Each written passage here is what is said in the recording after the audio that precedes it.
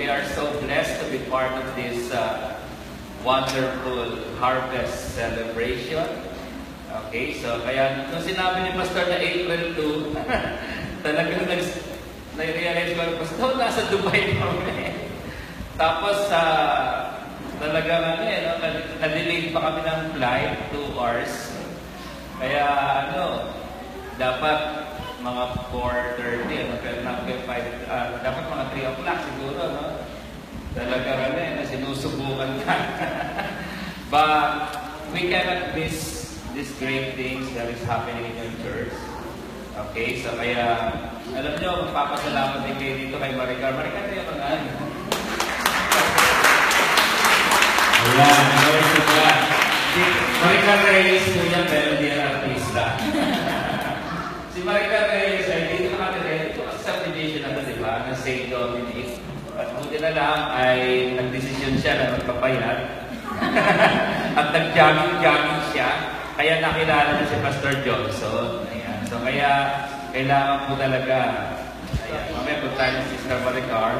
At sabihin mo, thank God for your life. Amen. Kasi alam nyo, ano talaga parang puzzle ang buhay. God will lead you to the right people, faith, para mabuo yung puzzle. So kasama ko, siyempre mga kasama ko, yung mga kasama ko rin sa Dubai. Sabi ko, naku, iwanan niyo ba ako? Of course, kasama ko yung ating General Manager, Sister Edwin Mabuyo. Yan. Yung ating Operation Manager, si Lizelle Parasiga. At yung ating Marketing Manager, si Bernard Canosa. Yan. Sila naman ay mga JIL. Okay? Jesus is Lord Fellowship. Ako naman po ay from Cathedral of Praise. Okay? So we are so thankful for the life of Pastor Johnson and Pastora Ora. And this is a wonderful privilege na maging bahagi po kami. Kasi talagang parang this year kasi yung NutriWell, harvest celebration din. We declare that this is really the harvest time. Do you believe on that? Yeah. So sabi mo sa katabi mo, I have a harvest coming. I have a harvest coming. Sabihin nyo nga na malakas. I have a harvest coming. Do you believe on that? With all of your heart? Amen. With all of your soul? Amen. But, alam niyo po, let me share you one thing. Dahil, narinig niyo na po ito sa mga seminar ko. 15 years ago, nabaon ako sa utang. And I have no way out. And God made me realize that money without financial intelligence is money soon gone. So, ibig sabihin, maraming blessings si Lord sa akin, pero hindi ko siya namamali. Sabi ni God, if you can be trusted with little things, He can trust you with more. Sa stewardship. So during that time na natutunan ko to, yung mga financial literacy, so I became a financial literacy advocate. Way back in 2004, nagpe-pray ako kay Lord. Sabi ko, Lord, kung magiging teacher ako forever, so hindi ko naman minamasama yung teacher, di ba? Sarap-sarap maging teacher. You are touching students' lives, so, di ba? You're making a difference in the life of students. Pero sabi ko nga, I also have a future to build. So hindi naman pwedeng binibuild ko lang yung mga estudyante kasi naiiwan ako. At one of the key, sabi ko, I cannot stay being an employee. Okay? Hindi ka pwede maging JOB. Ano yung JOB? Ano yung JOB? Job. Journey of the Broke. Diba? That's why in 2000, I remember this very well, in December of 2004, we have a guest speaker by the name of Dr. John Abanzini. How many of you know Dr. John Abanzini? In fact, may surprise birthday kami sa kanya kasi he's going to celebrate his 80th birthday in May sa COP. Okay? Kasi naging bahay niya ng COP dahil I remember in 2001, nabaon, yung church building namin ay nagkautang ng 650 million pesos. Uy, laki, no? Biglang lumayin pala yung church na ang laki, 650 million pesos. Tapos, si Dr. John Abanzini, yung naging mentor namin. Dahil si Dr. John Abansini, siya ay talagang anointing niya ay biblical economics. At the age of 15, nabaon din si Dr. John Abansini sa utang. Okay, isipin mo, pastor ka and you have $1 million. Sa kanya ko narinig na parang ikaw ay mabaon sa utang, very embarrassing yan. Tama po ba? Pero yung ikaw ay mabaon sa utang at Kristiyano ka, mas embarrassing. Kasi ano magiging testimony mo? Yung mabaon ka sa utang ay embarrassing, yung mabaon ka sa utang na Kristiyano ka ay mas embarrassing, pero wala nang pinaka-embarrassing, yung mabaon ka sa utang na pastor ka. Yun ang narinig ko kay Dr. John Abansini. That's why during that time na in his lowest moment of his life, God showed him a way and He anoints him with biblical finance. Sa kanya lang kayo makakarinig ng Genesis chapter 1 hanggang Revelation, kaya niyang i-preach ng financial literacy. Grabe, no?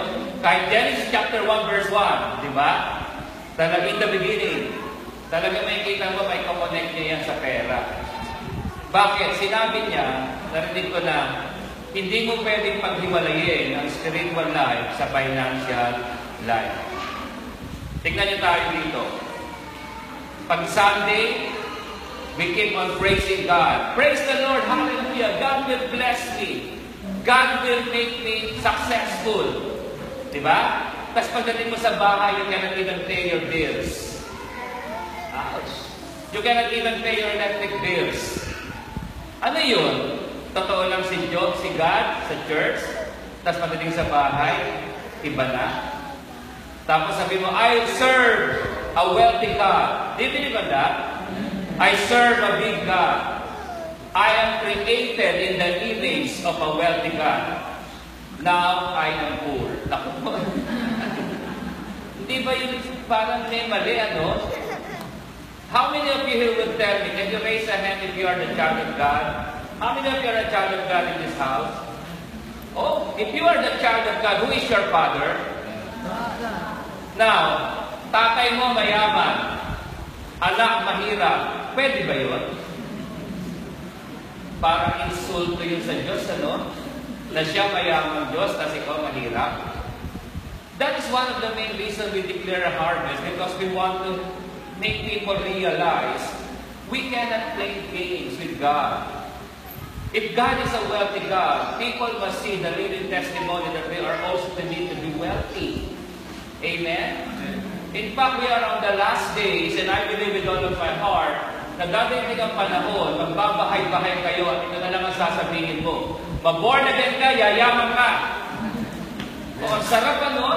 Tingin mo, baka kulang itong building na to. Kung yun ang sasabihin mo sa lahat ng subdivision sa mga bahay-bahay dito. Mag-born again ka. Okay? Mag-church ka sa Yeshua, the Messiah Church, yayaman ka. Ang problema, paano mo sasabihin yan kung wala kang pamasahe pupunta sa church? Parang may conflict, di ba? That's why we have to ask the Lord of the harvest. And really ask the Lord, you have to show me the way. At yan po ang nangyari sa akin in 2004.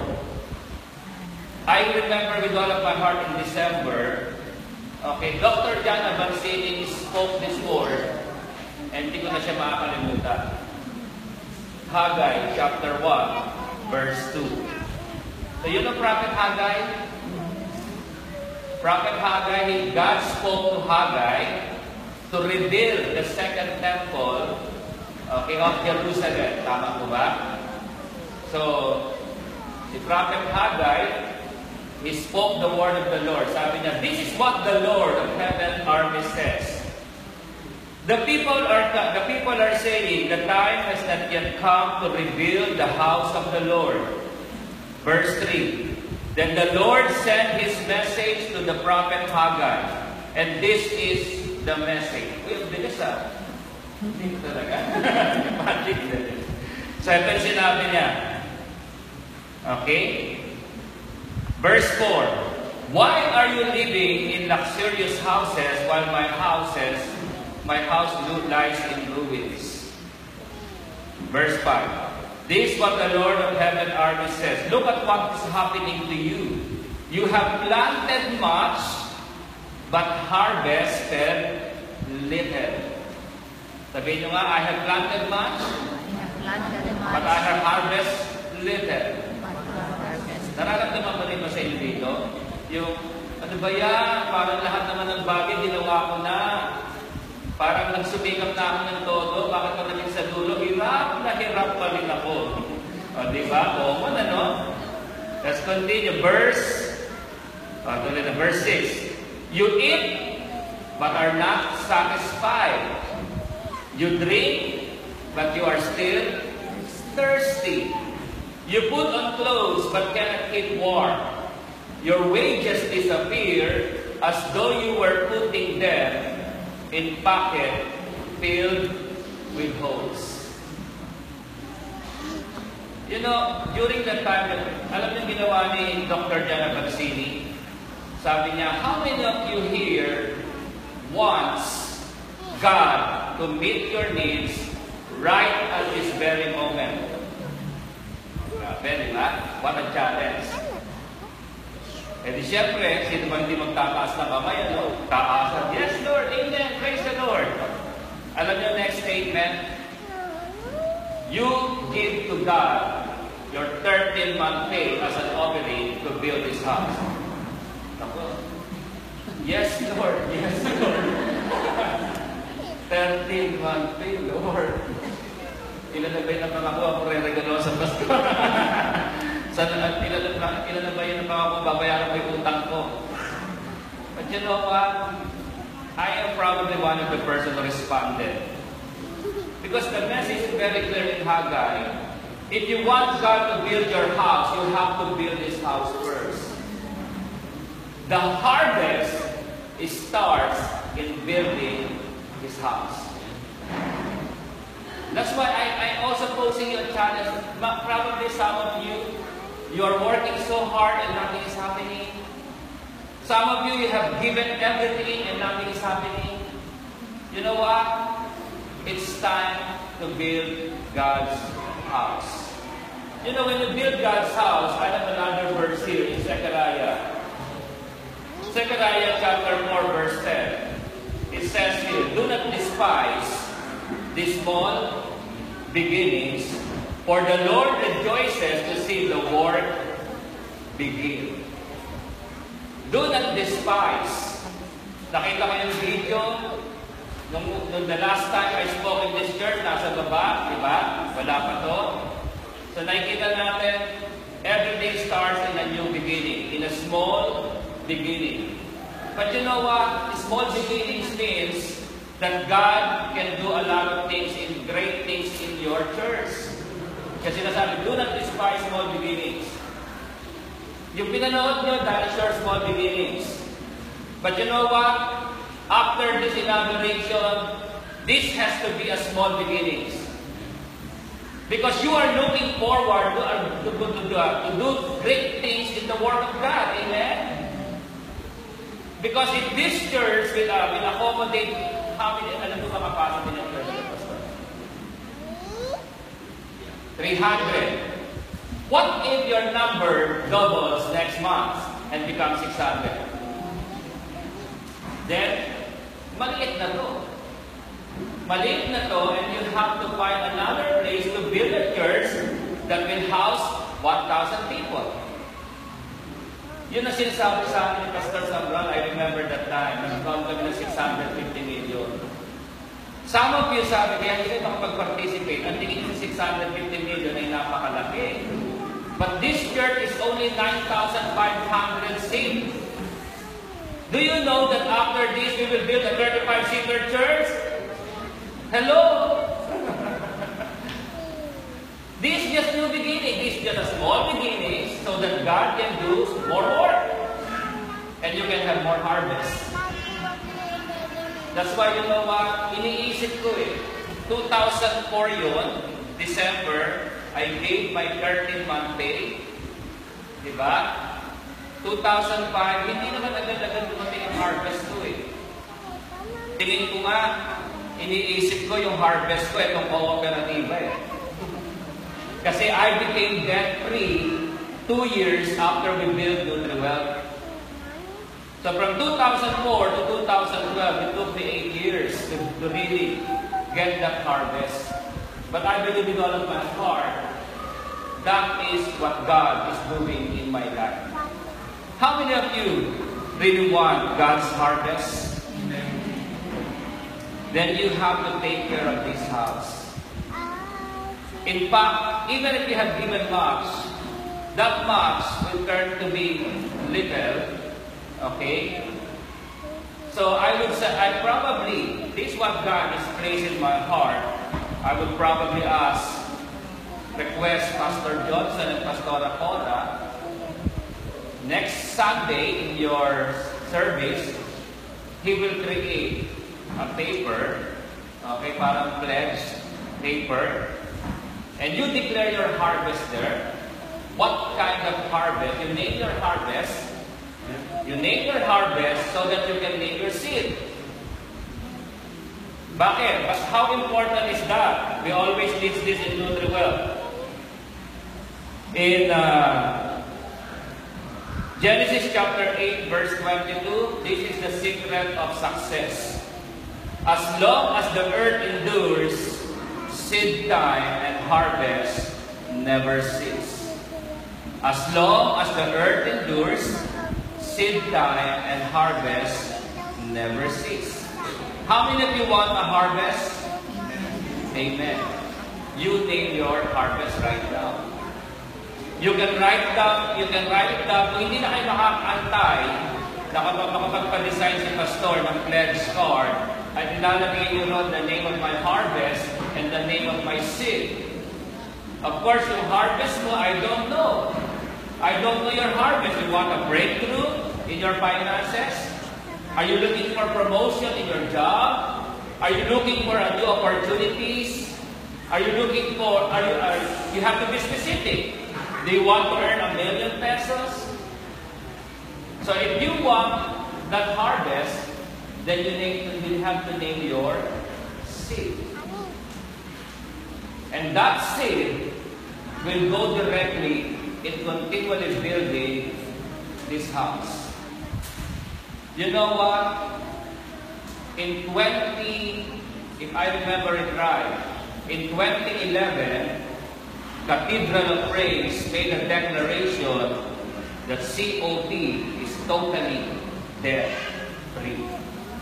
You see how it works? It really works, I promise you. This church is going to be great. But you have to listen to Prophet Haggai. You can never build your wealth unless you build God's house. You know why we are probably one of the instruments that God has used to finish this church? Because ever since that is in my heart, if I can help in building God's house, then I will have a harvest coming. Are you listening? You have to follow what God is now putting in your heart. You know, I don't know. Probably God will touch a person's heart right now. Because God is speaking to your heart. So sabihin ni Lord sa'yo, hindi ka ba naiinitan? Magbigay naman isang malaking aircon dito next week. Oh, grabe, no? Anything can happen. Some people sometimes just don't realize, because they thought that if you are talking about money in the church, then church become a fundraising thing. But you know what? It's in the book. It's in the Bible. Haggai, the prophet Haggai, speak very strong words to that church to be rebuilt. And he really touched the heart of every person. You cannot put money in your pocket with a burning hole. You have to involve God in building your finances. That's why I believe with all of my heart that this is just a small beginnings. And this is just a new beginning that God is doing in this church. Because greater things is ahead. Because right now, we believe with all of our heart that this is really the harvest season. To be honest, right now in Nutriwell, we've been helping a lot of churches. Ang dami, as in. Then doon ko na-realize na ang daming problema ng mga church ay church building. On my count, probably I have 20 churches on my list. That is telling me, Brother Jay, how can we finish this church? You know, sometimes because I'm not a pastor, I'm a financial planner. So meaning, iba yung sa spiritual side, iba yung sa finances, I can compute. Kaya nung sinabi ni Pastor, Brother Jay, paano ba natin tatapusin ito? Di ako, ayaw na ito, computation. Ito po, Pastor. But right now, you know, though I'm not a pastor, God has given this word. Very strong words to you. Every project of the church should be easy if people are looking for the harvest. Amen? Every project will look small if every person, if the body of Christ thinks, I have a harvest coming. Sabihin niyo nga po sa katabi niyo, I have a harvest coming. Sabihin po, I have a harvest coming. Did you learn from that? You know, you keep on meditating this. I promise you. Last thing is 2 Corinthians 9, 6 to 11. Remember this. The person who plants little will have a small harvest. But the person who plants a lot will have a big harvest. What kind of harvest do you want? Small or big? Then what kind of seed you need to plant? Small or big? Because with the measure you use, God will measure it back to you. Pressed down, shaken together, and running over. Amen? So may I request everybody to please stand up, and I just want to use the opportunity to pray for this church. I want everybody to close your eyes. And this evening, we want to ask the Lord of the harvest. In just a few moments, I want you to name your harvest. What is that one thing that you have been praying to God for so long? What is that one thing? Ano ba yung isang bagay na yan na pinagpe-pray mo sa Panginoon? Na hindi mo makuha-kuha na napakatagal ng panahon. Right now, you heard the Word of God. At nakikita niyo na baka ang susi pala is you need to participate in building this house. You need to name a seed and plant it into this church. You have to keep talking to God. Tell it to God. Pour out your heart to God. Because God is listening to you right now. The presence of the Lord is in this place. He knows your heart. He knows what you want. He knows the thing that you want to accomplish. It's time for your harvest to pour out in your family. It's time for the struggle to finish. Even young people, you have to understand, not having a job is not a hindrance not to give for the kingdom of God. You can do a lot. God, it says in Deuteronomy 8:18, it is God who gives you the ability to produce money. God will give you. Just name the harvest first. Name that harvest first. Because it is God who is giving the seed to the sower. Si God pa rin naman ang magbibigay sa inyo ng seed. Don't worry. But the moment God gave you the seed, don't eat the seed. Don't spend the seed. Make sure you're going to plant it in this church and watch this seed to grow. Because you have a harvest coming. Amen? Let's pray to God. Let's lift our hands to God. Let's lift both of our hands on the sign of surrender. That you recognize that it is God who is the Lord of the harvest. That whatever we have placed in our heart, nothing is impossible with our big God. God can turn your situation around at this very moment. We believe in God. We believe in God. We believe in miracle. Heavenly Father, we are so thankful for this wonderful time of fellowship. Thank you, Lord, for this thing, for this wonderful opportunity that we can come into your presence, Lord. Lord, we have seen your goodness in this church. We have seen on how you make this church grow. And I know, God, for the people who participated in this church, their harvest is coming right now. And for every person right now, God, in this church, I pray, touch their heart, O God.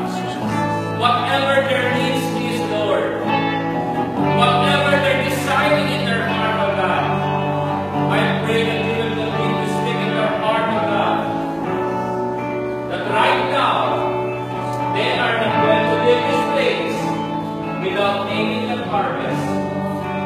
And you are the faithful God, Lord, who will give the seed to the sower, to make this church great, O God, for the kingdom, for your kingdom, Lord. Thank you so much, O God. Thank you for the word that you have spoken to Prophet Haggai, Lord. That right now, Lord, you will keep everything in place. That we will be more productive, Lord, and fruitful in everything that we do. Because your hand is upon us. The Spirit of the Lord is moving into our lives. Oh, thank you, Jesus, because every person in this subdivision, God, will see how great you